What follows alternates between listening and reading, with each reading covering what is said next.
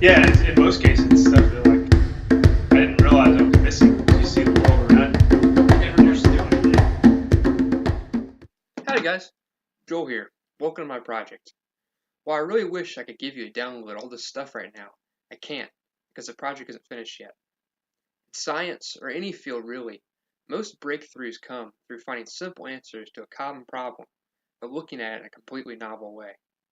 There's always a time for any discovery, or rediscovery in this case, where a new vocabulary has to be developed in order to communicate the novelty of that different perspective. This is what makes things hard to share with you currently, as I almost need to share with you entirely new worldviews in order for you to understand the questions I have asked, the answers I have found, and how it relates to problems we are all familiar with. And that's what this project is all about, really.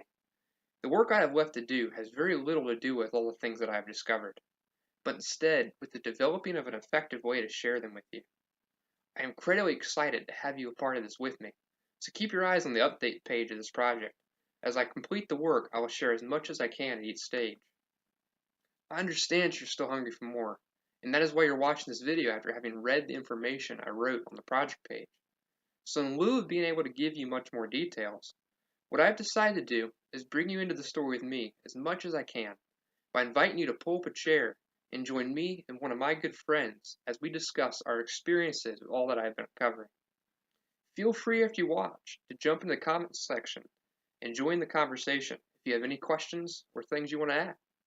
Welcome to the revolution. So, this is my buddy Daniel. He's been a guinea pig for these protocols. I've been playing with him. I've been healthy for about a little over a year at this point. I spent about 7 years sick.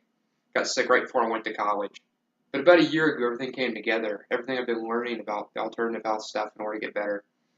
And it just coalesced into all my passions for fitness and training, and everything changed. And that's what this whole project's about. It's about all these things I learned coming out of those times being sick. Now, the very things that I use to make me healthy are the very things I'm using now to maximize performance. Because health is health. The deeper it goes, the better you recover, the more you're capable. So, what's your favorite thing some of the protocols we've been playing with so far? I don't want to give away too much. Timeout. We forgot to mention something here. All the things we're talking about, the freedom, the resilience, as given by adaptions that these protocols cause in your body. Time back in. Freedom's the best word we've come up with. Talking about like freedom from needing to eat. But like me, like fasting, that was a big thing. Um, like the ability to function a whole day or multiple days without food. Like go for a hike and you're just going, man. You don't pack anything. You don't have to plan for like every little thing like that. Or like you're got a day of man waiver, you don't even pack lunch. Screw it, man. I do that all the time. Go to work. Exactly. I do that all it's the time. Awesome. Awesome. And that and like there's freedom to eat too. It's like if you go out and like say eat 3,000 or 4,000 calories in a meal, it's not gonna like kill you. You'll feel fine. No big deal, right? You just like keep functioning. Absolutely. Like the new one we're playing with, right? Like the cold water therapy. Like like totally free from having to try to stay warm all the time. Yeah. Like sleeping in a house, where do we keep the house? We're in the middle of February now in Virginia, and we haven't had the heat on for like 3 weeks. Yeah. Last week you were out snowboarding. I was here at the house by myself, and I kept the heat off, so I slept in the house. It was probably mid-30s, low 40s that week, and I get up in the morning after sleeping in a 30 or 40 degree temperature, and I take a cold shower, as cold as I can get it. Water temperature probably in the 40s coming out of the ground around here this time of year. Probably shower for somewhere 5-10 minutes, get out, never warm up, sit around, drip dry, shake the hair off a little bit, and then just go about my day. Like, totally okay. I mean, freedom. Freedom's such a good word for it. Just total resilience and, like, non-reliance now on so many of these things we've become dependent on. It makes me feel like, I don't know, more grounded, tougher, like, capable of bigger things. It's just like back to kind of like just the way that I feel like we as men and women were meant to live. Yeah, like having to sit down and eat a snack every 10 minutes, otherwise you don't have any strength, right? Like, how'd you ever catch the buffalo and have dinner if, like, you had to eat the buffalo before you go chase them, right? It's like, like, we as humanity have fallen so far if we couldn't keep functioning without all these little necessities anymore. And we had to be able to stay on the road until we made the kill, finish the hunt, whatever, right? It's just we wouldn't have existed once we had the capability to adapt to these kind of stresses and function this way. We've been pampered and coddled for so long, we've just lost it. It's amazing to go back to those strains. It's like another piece we've talked about is the difference between these protocols being simple and being easy, right? Like fasting, right? Fasting is simple. It doesn't take any time to explain. Like, you just don't eat. Like, done. That's the rule. Like, you just drink water.